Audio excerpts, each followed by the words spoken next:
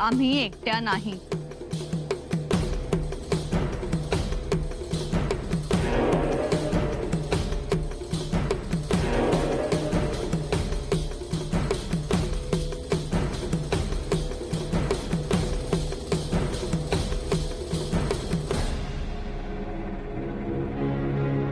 कैद करण्यासाठी आलोय आम्ही.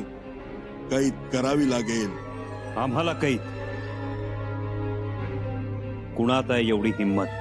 एकात हिम्मत आहे आणि हिम्मत शिगोशिग भरलेली आहे. कुणात? सरनौबत हंबीरराव मोहिते यांच्या.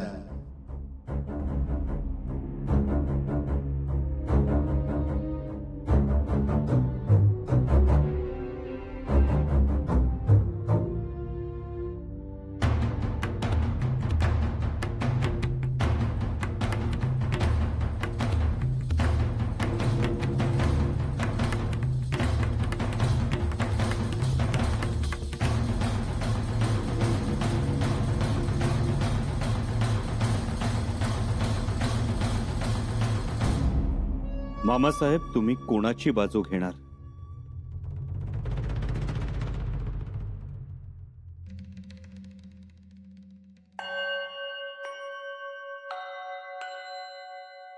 जय महाचंडी. युवराज, पायदळाचे सरसेनानी यसाजी कंकांचा खलिता आलाय. त्यांच्याही निष्ठा आपल्या पायाशी आहेत. देखिए युवराज, आप अकेले नहीं हो. आप अकेले नहीं हो युवराज.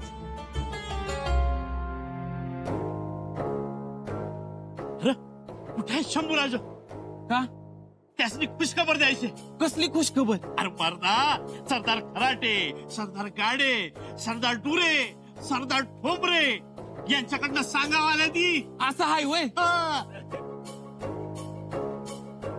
मुजरा युवराजनी खलिता. कोणाचा खलिता? सरदार फिरंगोजी नरसाळ यांचा खलिता.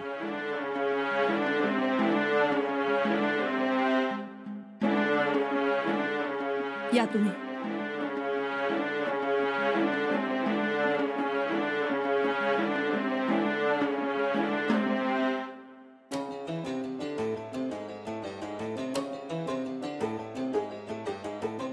अगं बाई, ही तर चांगली खबर.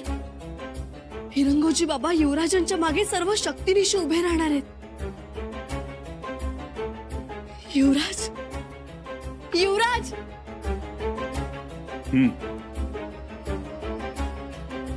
या क्षणी नियतीनं आमच्याकडे पाठ फिरवली तरी सरदार फिरंगोजी बाबा, सरदार कंक, जेधे, बांदल, पायगुडे, कोंडे यांनी आमच्याकडे पाठ फिरवली नाही. पण आता पण कशाला युवराज? सगळ्यांनाच तुम्ही हवे आहात. सगळ्यांचा पाठिंबा तुम्हालाच. युवराजने या सगळ्यांचा पाठिंबा एका पारड्यात आणि सरनौबत हंबीरराव मोहित्यांचा पाठिंबा दुसऱ्या पारड्यात. म्हणजे हंबीर मामांच्या पाठिंब्याचं मूल तुळशीच्या पानासारखं. श्रीकृष्णाच्या सुवर्ण तुलेच्या वेळी द्वारकेतलं सगळं सोनं एका पारड्यात टाकूनही श्रीकृष्णाचं पारडं काही वर जाईना. तेव्हा रुक्मिणीनं तुळशीचं एक पान दुसऱ्या पारड्यात टाकलं आणि श्रीकृष्णाचं पारडं वर केलं. हे मूल तुळशीच्या पानाचं. आणि आता तेच मूल हंबीर मामांच्या तलवारीच्या पानाला. ते पान पारड्यात पडणं सगळ्यात महत्वाचं. या शंभूच्या सत्वाचं मूल तेच पान करेल. आणि म्हणूनच आम्हाला हंबीर मामांचा कौल आमच्या बाजूने हवा.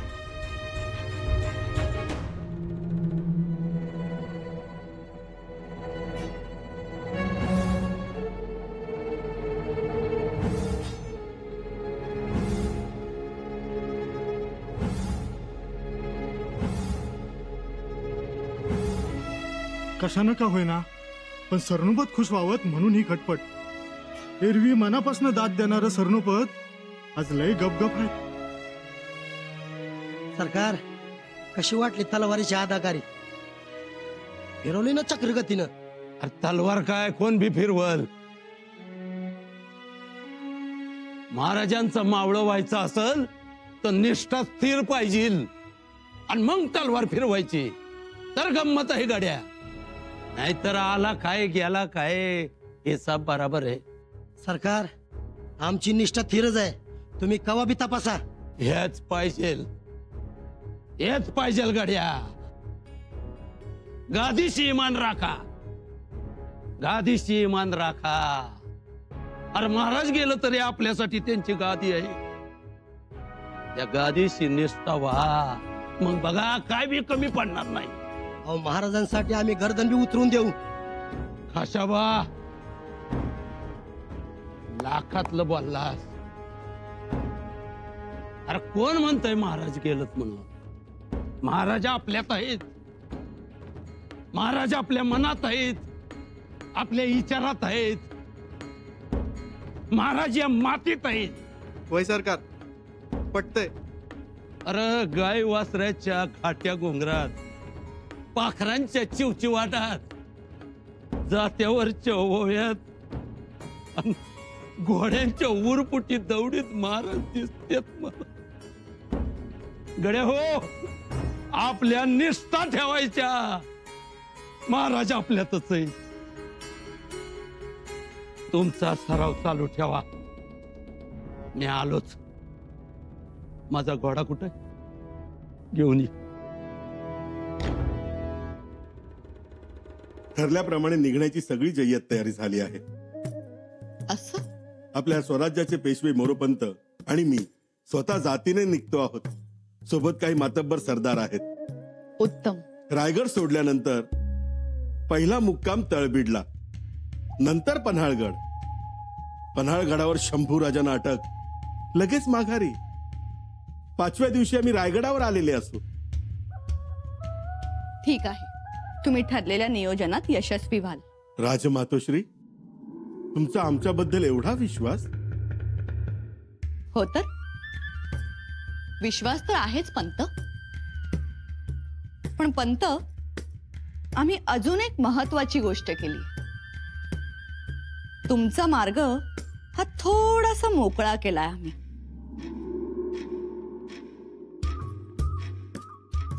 म्हणजे? आमच्या खाजगीतून आम्ही एक पत्र पाठवलंय तळबीडला. हंबीररावांना? नाही, वहिनी साहेबांना. म्हटले त्यांना ख्याली खुशाली विचारावी आणि 2 शब्द लिहावेत रायगडाच्या परिस्थितीचे. पण त्याने काय होईल? पंत, हा बाळराजेंच्या आयुष्यातला निर्णायक क्षण आणि यात दादासाहेबांची भूमिका सर्वात महत्वाची. ते हो म्हणतील, नाही म्हणतील, अष्टप्रधानांचा दबाव एक वेळ झुगारतील. ते खरंच, पण माणूस बाहेरच्यांचा दबाव एक वेळ झुगारतो, पण घरच्यांच्या दबावासमोर झुकतो. मग तो कितीही कणखर का असेना, त्याला पत्नी समोर माघार घ्यावीच लागते. हंबीरराव माघार घेतील कुटुंबासमोर? घेतील न घेतील, पण आम्ही मात्र एक कोपरा खणलाय. तुम्हाला गोष्टी सोप्या पडाव्यात म्हणून. आम्हाला काळजी आहे ती मामासाहेबांची. मतलब इतर लोक मामासाहेबांसमोर पेच उभा करणार आणि मोकळे ढाकळे मामासाहेब त्यात फसणार. हाँ, मगर त्यासाठीच मामासाहेबांकडे खलिता पाठवला पाहिजे सर्वप्रथम. खलिता? होय, खलिता. खलिता पाठवणं गरजेचं आहे. आपली भूमिका हंबीर मामांसमोर स्पष्ट असायला हवी. लिहा पत्र. जी.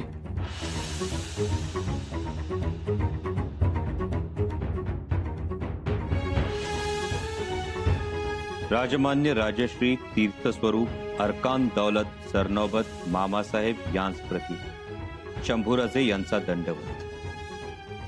मामासाहेब, जे घडलं ते आपल्या समोर आरशासारखं लख्ख आहे. छत्रपती महाराजांनी पन्हाळगडावर आम्हाला जे काही सांगितलं त्याचे आपण साक्षीदार आहात. सध्या आम्ही पोरके झालो आहोत. तुमचं काय? युवराज, आपल्या मनात सरनोबतांविषयी संशय आहे का? संशय मुळीच नाही कविराज, पण स्पष्टता सुद्धा नाही. म्हणजे कविराज, आबासाहेबांच्या महानिर्वाणानंतर आम्हाला सांत्वनाचे एवढे खलिते आले, पण मामासाहेबांनी खलिता पाठवला नाही की साधी चौकशी सुद्धा केली नाही. युवराज, मामासाहेबांबद्दल असा विचार करणं म्हणजे त्यांच्यावर अविश्वास दाखवल्यासारखं होईल. कविराज, हंबीर मामांविषयी अविश्वास असता तर आम्ही आपल्याला हा खलिता लिहायलाच सांगितला नसता. तेही खरंच आहे. उलट हा खलिता पाठवून आपण त्यांना विश्वासात घेतो आहोत. जे पाठवा खलिता. जे युवराज. कविराज, आता आम्ही आतुरतेनं वाट पाहतो आहोत ती मामासाहेबांच्या उत्तराची.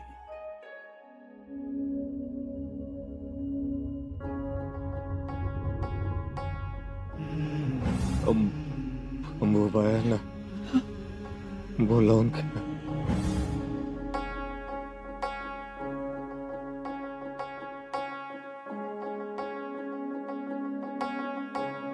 राजे, मातोश्रींचा आशीर्वाद घ्या.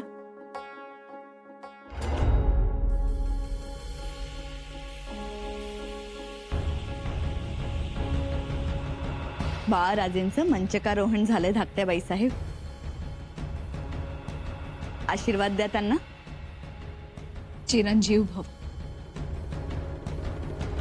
यशस्वी भव शंभूराजे.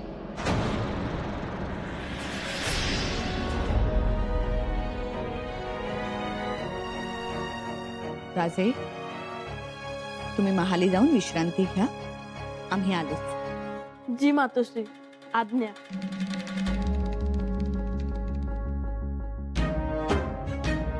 चढावांवरून दृष्टी वर काढून माणसांकडे बघावं धाकट्या बाईसाहेब. बाळराजे आशीर्वाद मागत होते. आता राजे ते झाले. आम्ही गादीच्या वारसालाच आशीर्वाद दिलाय. धाकट्या बाईसाहेब, नको थोरल्या बाईसाहेब, आता चर्चा नको, वादही नको. आम्हाला आता कशात रसच नाही. आम्हाला एकट्याने बसू द्या. हात जोडतो आम्ही.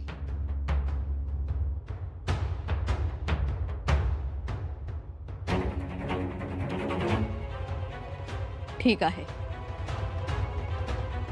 महाराज, तुम्ही जे आम्हाला सांगितलंय ते शंभूराजांच्या कानावर घातलं की आम्ही तुमच्या जवळ यायला मोकळे. काय म्हणालात? महाराज काय म्हणाले होते जाते समय? धाकट्या बाईसाहेब, कोड्यात काय बोलताय तुम्ही? शंभूराजांना कळवलंय ना केव्हा येणार आहेत ते. काय बोलावं तुम्हाला धाकट्या बाईसाहेब? आम्हाला कोणी काहीही बोललं तरी त्याला उत्तर नसेल. शंभूराजे येईपर्यंत आम्हाला दिसत असूनही आम्ही आंधळे आहोत. वाचा असूनही आम्ही मुक्या आहोत. आणि ऐकू येत असूनही आम्ही बहिरे आहोत. फक्त शंभूराजे येईपर्यंत.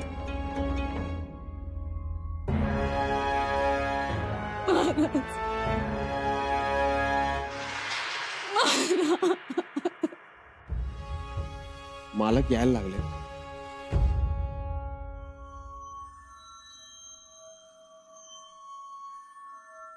अगं बाई, आज लवकर येणं झालं तळावरून? हातपाय धुवून घ्या, आम्ही पानं वाढायला घेतो.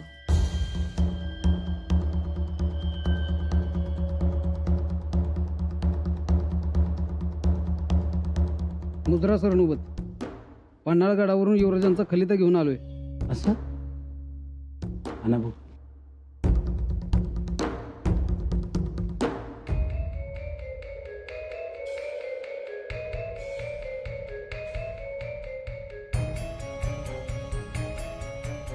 राजमान्य राजश्री तीर्थस्वरूप अरकान दौलत सरनौबत मामासाहेब यासी प्रति शंभूराजे दंडवत. मामासाहेब, जे काही घडले ते तुमच्या समोर आरशासारखं लख उभं आहे. छत्रपती महाराजांनी आम्हा जे काही पन्हाळगडावर सांगितलं त्याचे साक्षीदार तुम्ही आहात. परंतु आता या क्षणी आम्ही पोरके तर झालोच आहोत, पण एकाकीही झालो आहोत. आम्हास एकटं पाडलं जात आहे. परंतु स्वराज्य रक्षण हेच आमचे ध्येय आहे. आज आलमगिरासारखा कडवा शत्रू मोठ्या शक्तीनिशी चालून येण्याची शक्यता आहे. मोठंच आव्हान आहे. म्हणून आपली साथ हवी. आपण रायगडाच्या राजकारणात बळी पडू नये. नात्या गोत्यापेक्षा सत्याची बाजू घ्याल अशी अपेक्षा आहे. तमाम लष्कर तयार आणि सावध ठेवावे. बहुत काय लिहावे. आपण सुज्ञ आहात. आपल्या होकाराची वाट पाहत आहोत. शंभूराज, आम्हासनी काय सूचना झालंय? हो, तुमच्यावर माझी तरा झाली. का? काय झालं? वनसेंचा खलिता आलाय रायगडावरून. काय? राणी साहेबांचा खलिता? वय, आता नुसत्या राणीसाहेब म्हणू नका, राजमाता म्हणा. राजमाता? हो, तुमच्या भाच्याबांचं मंचकारोहण झाले. राज झाले ते राज. हवाला तर लई आनंद झाला बघा. मंचकारोहण? वय, त्याच्याबद्दलच लिहिलंय वंसनी. समारंभ घाई गडबडीत पार पडला, पण दादासाहेबांचा आशीर्वाद आहे हे समजूनच त्यांनी निर्णय घेतला.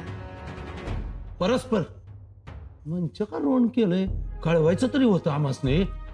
हो, नाही कळवलं तर नाही कळवलं. गोष्ट तर चांगली झाली. तुमचा सख्खा भाचाच गादीवर बसलाय. म्हणजे आता शंभूराजासनी परख समजायचं का? असं कोण म्हणतंय? मग पण वारं कोणत्या दिशेला वाहतंय ते बघा.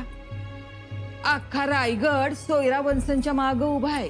ताराच्या आई, आम्हासनी शंभूराजांचा बी खलिता आलाय. ते बी विश्वास ठेवू नयेत आमच्यावर. हो, त्यांचा कुठे विश्वासघात करायला निघालोय आपण. पण ये गादीवरची निष्ठाही सोडायची नाही. मोठाच पेच उभा राहिलाय. करावं तर काय करावं या हंबीररावानं? स्वराज्याचा सरनौबत म्हणून शंभूराजांच्या बरोबर जावं का रक्ताच्या नात्यातलं सख्य पण सांभाळत राजाराम राजांच्या माग उभं राहावं? काय करावं? युवराज शंभूराज का राजा राजाराम राज?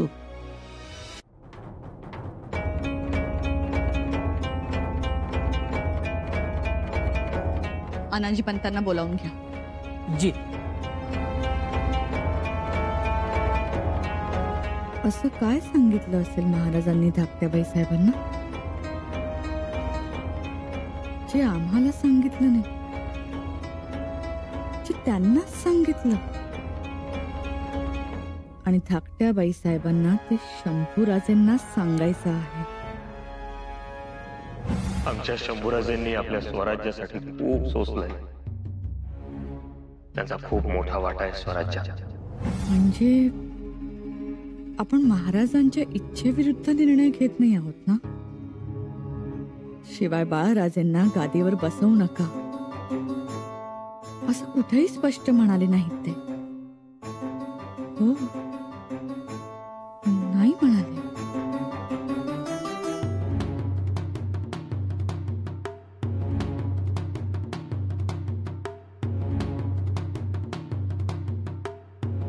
मुद्रा राजमातोश्री, आम्हाला बोलवलं? होय, आज्ञा करावी. आम्ही काय म्हणतो, हा, फेरविचार करावा का अटकेचा? नाही, आता बाण सुटलाय, आता माघार नाही. जे सरदार आपल्या बाजूने आलेत ते या धरसोड वृत्तीने आपल्यालाच सोडते. कारण विश्वास डळमळीत होईल. बरोबर. कशाला दाखवायचा चांगुलपणा? गरज काय? आपण काही चुकीचं करतोय असं नाही. रायगडावर बाळराजे आणि दक्षिणेकडे शंभूराजे समसमान. तरीही आम्हाला राहून राहून वाटतंय आम्ही काही चुकीचं तर करत नाही आहोत ना? ती तुमची आईची माया जी ठीक, म्हणजे पदरानं तोंड पुसणं, भरवणं, काळजी घेणं हे योग्यच. पण राजकारणात ह्या गोष्टी सिंहासनाच्या खाली पुरायच्या असतात. शिवाय महाराजांनी तरी कुठे दिला होता थारा सुपे जहागीर जप्त करताना? आणि राजमातोश्री आपले पिताश्री यांना दिवाळीचं पोस्ट मागायला गेले आणि कैद नव्हती का केली? काढण्या घातल्या होत्या ना? तर महाराज काय दयामाया दाखवणारे होते का? शिवाय सकवारबाईंचे भाऊ सेकोजी दादासाहेब डोळे काढले होते ना? महाराज जहाल होते म्हणून तर आता स्वराज्य अबाधित राहिलंय. आपण जर मऊ राहिलो तर लोक वाड्यातील माती कोपरानं खणतात आणि भिंत जमीनदोस्त करतात. मला राजमातोश्रींची काळजी नाही, पण बाळराजे त्यांनी कुणाच्या वळचणीला जाऊन उभं राहावं? अरे सोमा, राजमातोश्रींची काळजी कशी नाही?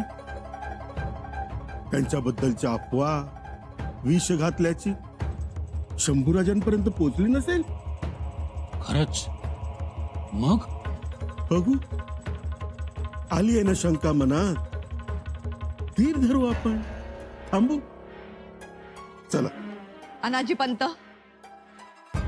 आम्ही आदेश देत आहोत, शंभूराजेंना रायगडावर घेऊन यावं.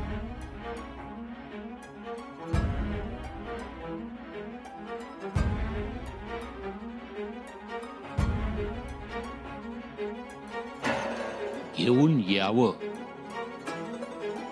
पण कसं? कैद करून की? कैद करू.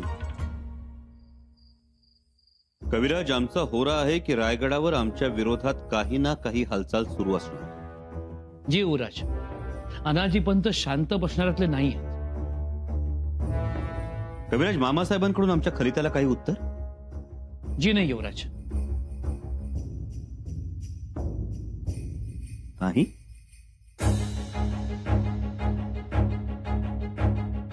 कविराज, एव्हाना उत्तर यायला हवं होतं. तळबीड काही फार दूर नाही. एक दिवसात किंवा फार तर दुसऱ्या दिवशी का होईना, पण उत्तर येणं अपेक्षित होतं. हो, पण तरीही उत्तर आलं नाही आणि पत्र देऊन खूप दिवस झाले. युवराज, कदाचित मामासाहेबांचा ओढाही राजमातांच्या बाजूने असेल. कशावरून? युवराज, हमारे यहाँ कहते हैं, खून अपने खून को पहचानता है और खींचा चला जाता है. रक्त आपल्या रक्ताकडे धाव घेतं.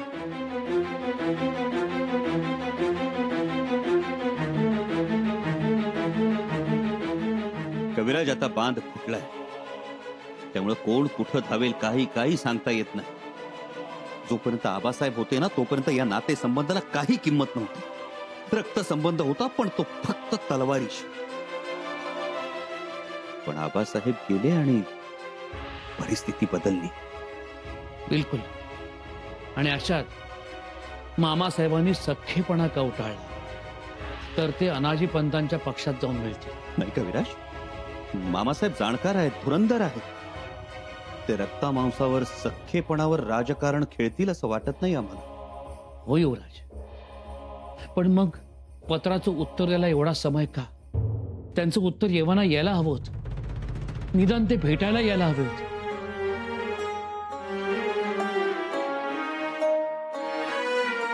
कविराज, तुमच्या बोलण्यात तथ्य आहे. जर आमच्या बोलण्यात तथ्य असेल तर मग पुढे सगळंच कठीण आहे. कारण जिकडे सरसेनापती तिकडे सरशी, जिथे फौज तिथे यश. म्हणूनच आम्हाला वाटतं की आता मामासाहेबांवर विसंबून राहता कामा नये. मग कविराज, आबासाहेब आजारी पडले त्यावेळी आमच्या हातावर जखम झाली होती, भरली सुद्धा. मग आपणच काळजावर झालेल्या जखमा का कुरवाळत बसायचं?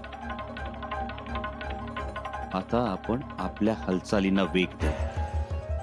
आपले म्हणून जे सरदार आहेत सगळ्यांना खलिता धडा. पन्हाळगडी दाखल व्हायला सांगा, तेही फौज बंद होऊन. फौज बंद? होय कविराज, फौज बंद. त्या निमित्तानं आपले कोण परके कोण हे आपल्याला सुद्धा समजेल. युवराज, आपल्या मनात नेमकं आहे तरी काय? एवढ्या मोठ्या संख्येनं फौज कशा करतात? कळेल, वेळ आल्यावर तेही कळेल.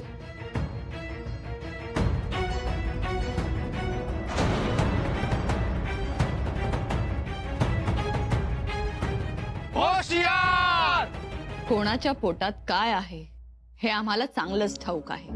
कळलं? जी राजमातश्री. धाकट्या बाई साहेबांच्या महाली कोणीही जाणार नाही याची खबरदारी घे. जी. त्यांना काय हवं काय नको हे तूच बघायचंस. जी राजमातश्री. डोळे पुसायच्या निमित्ताने येणारे येतात, पण उद्या आमच्या डोळ्यातून धारा लागायच्या ते व्हायला नको. आणि हो, तरीही कोणी आलंच तर लगेच येऊन आम्हाला सांगायचं. कोण येतं कोण जातं, धाकट्या बाई साहेब कुठे जातात, कोणाला भेटतात, हे सगळं आम्हाला समजलं पाहिजे. म्हणजे तुम्ही नजर ठेवणार धाकट्या मातोश्रींवर?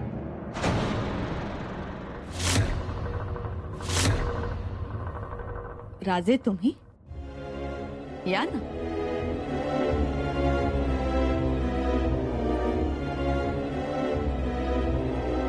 धाकट्या मातोश्रींवर नजर ठेवणार? हो, पण नजर नाही, लक्ष ठेवणार आहोत. लक्ष ठेवणार का? लक्ष काळजीपोटी ठेवलं जातं राजे.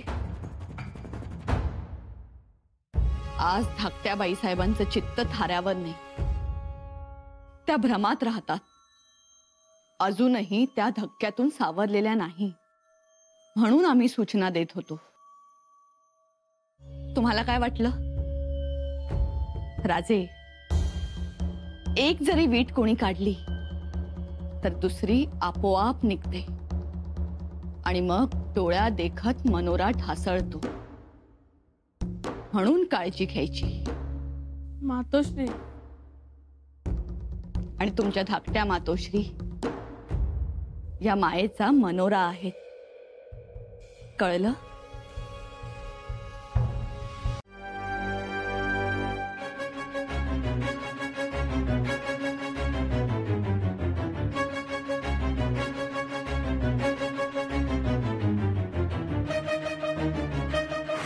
मामासाहेब, जे काही घडले ते तुमच्या समोर आरशासारखं लख उभं आहे. आपण रायगडाच्या राजकारणात बळी पडू नये. नात्या गोत्यापेक्षा सत्याची बाजू घ्याल अशी अपेक्षा आहे.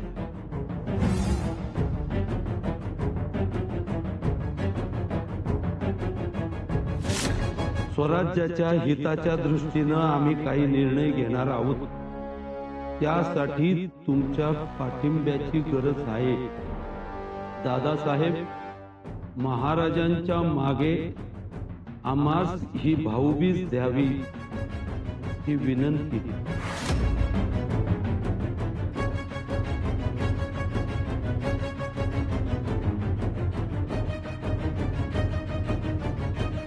लग्नात जसे पाठीशी उभे राहाल तसेच बाळराजेंच्या आयुष्यात जेव्हा जेव्हा महत्वाचे प्रसंग येतील तेव्हा तेव्हा तुम्ही त्यांच्या पाठीशी खंबीरपणे उभे राहाल. शंभूराजांच्या हाती आपलं स्वराज्य सुखरूप सुरक्षित राहणार हे नक्की नव्हे. शंभूराजे हे स्वराज्य रक्षकच.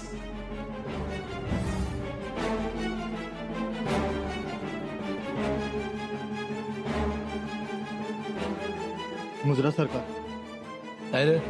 रायगडाहून पेशवे मोरोपंत सुरनी सनाजीपंत मोठी फौज घेऊन तळबिडात दाखल झालेत. फौज घेऊन पेशवे आणि सुरनीस? होय, इतक्यात वाड्यात येणं होईल त्यांचं. बर, त्यांना बैठकीच्या खोलीत बसव, आम्ही आलोच. जी सरकार.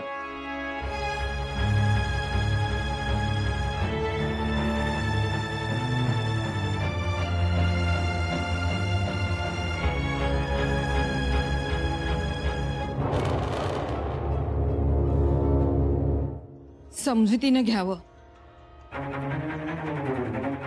धोरणानं चालावं. आपल्या माग 4-5 पोरं बाळा हायती. संतोजी, राणोजी, रणसिंग, चंद्रोजी.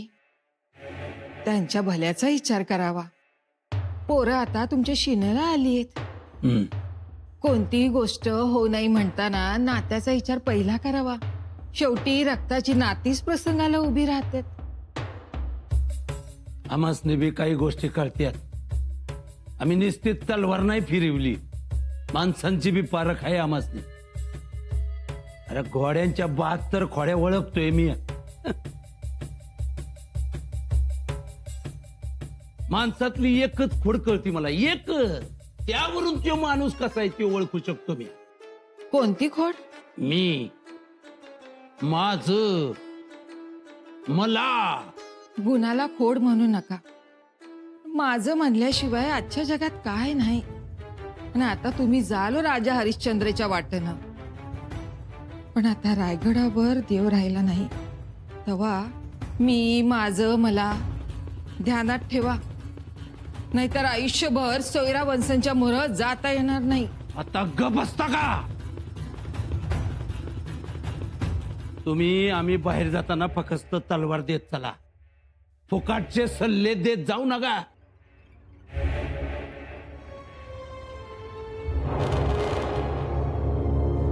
आपण आलोय खरं, पण हे सगळं अंगलट तर येणार नाही ना आपल्या. अहो मोरोपंत, अंगलट येणाऱ्या गोष्टीचा बंदोबस्त करायला तर आलोय आपण इथं. अहो पण होणार का बंदोबस्त? मला तर वाटतंय आपण आपला निर्णय बदलावा आणि माघारी फिरूया रायगडाकडं. एवढा भित्रा पेशवा आजवर नाही बघितला मी. अनाजीपंत, मी भित्रा नाहीये, पण माझ्यावर जे संस्कार झालेत त्यात सत्यानं चालावं, वाईटाचं समर्थन करू नये असं शिकवलंय. मग त्या शिकवणीची उजळणी कशाला करता इथं? पंत, तुम्ही जरा शांत बसा. मी पेशवा आहे स्वराज्याचा, मी बोलणारच. ही वेळ नाही बोलायची, ही करायची वेळ आहे. आणि आता जर काय बोलाल आणि ते जर राजमातोश्रींना समजलं ना तर अडचणीत या. अडचणीत तर तसंही आलो होतो आपण, कारण हंबीरराव याला होकार देणार नाही. का होकार येणार नाही? अहो सख्या भाच्याचं भलं झालेलं त्यांना आवडणार नाही का? सख्खा भाचा गादीवर बसलेला छत्रपती झालेला आवडणार नाही का त्यांना? काय बोलताय पंत तुम्ही?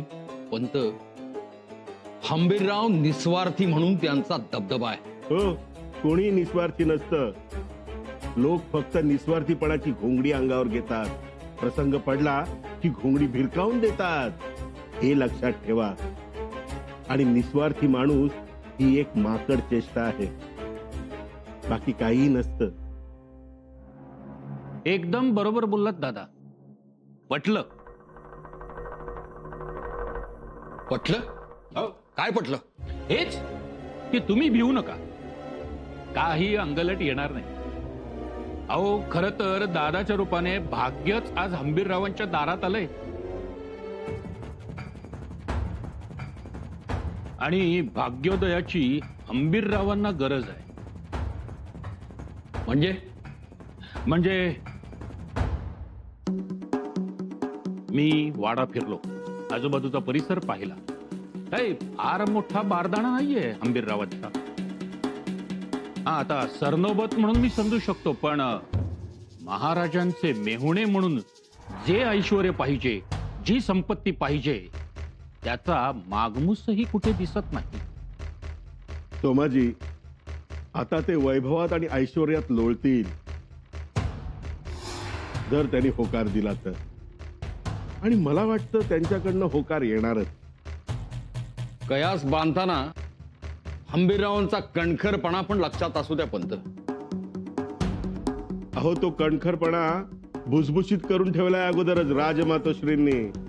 आणि तो इतका भुसभुशीत केलाय की आपल्या धोरणांचं निशाण रोवायचं, फक्त वेळ साधायची. बरोबर. बघा, अंगलट येऊ नये म्हणजे झालं.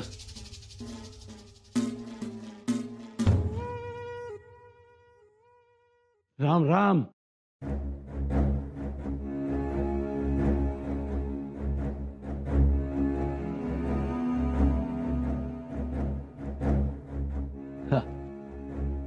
बसा बसा. असं अचानक अगोदर सांगितलं असतं तर एक गाव पुढे आलो असतो की स्वागतासाठी तुमच्या. अहो, बोलला त्यातच सगळं आलं. अरे कोण आहे रे तिकडं? गुळपाणी घेऊन या आणि जरा जेवणाचं पण बघा. बर, कसं येणं केलं? नाही म्हणजे एवढ्या लांबची दौड मारलीत, अगदी तळबीड पावतर. गादीचे सेवक गादीच्या सेवकाकडे आलेत, एवढंच. तेही आपल्या भल्यासाठी. आपल्या म्हणजे स्वराज्याच्या भल्यासाठी. हो, तेच म्हणायचं होतं मला.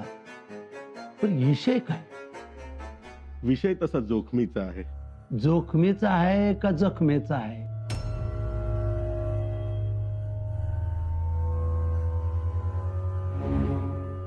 का जखम करणारी जोखीम आहे? मुकामार म्हणा ना.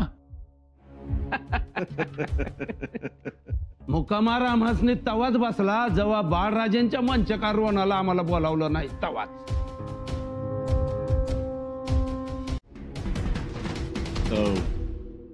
मला बाळराजांच्या मंचकार होण्यासाठी बोलवणार होतोच. मग पण राजमातोश्रींनी खलिता पाठवला होता ना, खुलासा केला होता ना. याला होता? हो, आणि गडाबाहेरील सगळी जबाबदारी तुमच्यावर टाकली होती आणि तुम्ही ती स्वीकारलीही होती. आणि त्यात मुहूर्त तर 2 दिवसात, म्हणजे सवडही नव्हती. सगळं कसं अचानक ठरलं.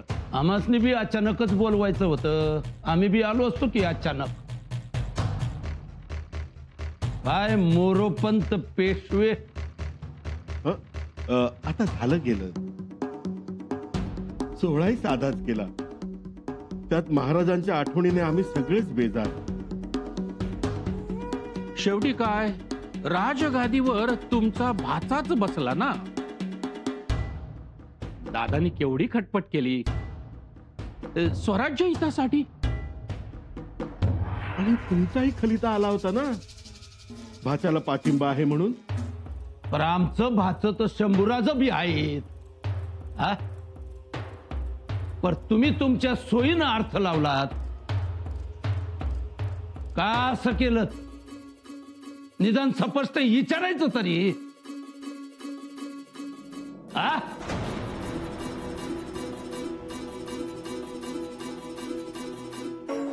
शंभूराजांचं नाव काढल्याबरोबर तुम्हाला घामच फुटला ती.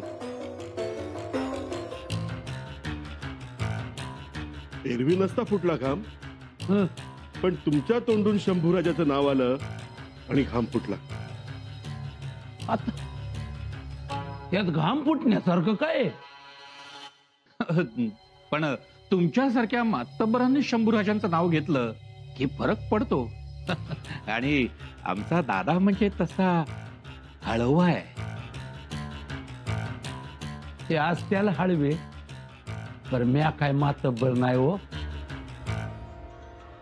म्या गादीचा सेवक, साधा शिपाई. म्हणून तर मगाशी म्हटलं ना मी की गादीचे सेवक गादीच्या सेवकाकडे आलेत फरमान घेऊन. फरमान? होय, फरमान. फरमानातील आदेश पाळून गादीची सेवा करावी यासाठी आलोय आम्ही.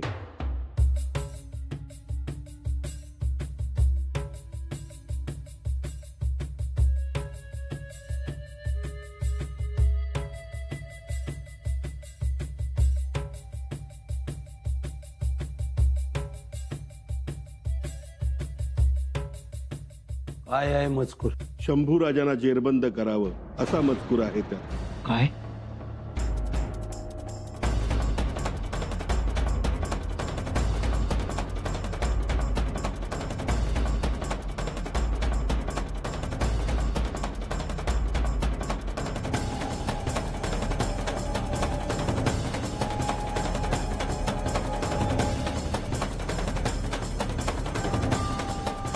शंभू राजांशी काही येणार नाही. क्षमा असावी सरनौबत. राजमुद्रा असलेलं फरमान आहे ते. याची अंमलबजावणी करायलाच पाहिजे.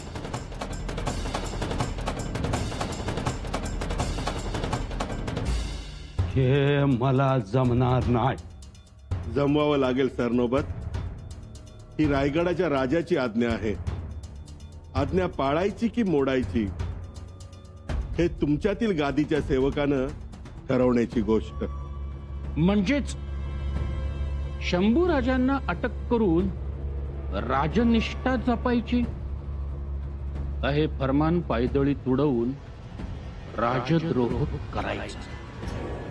हे तुम्हीच ठरवायचंय सरनौबत.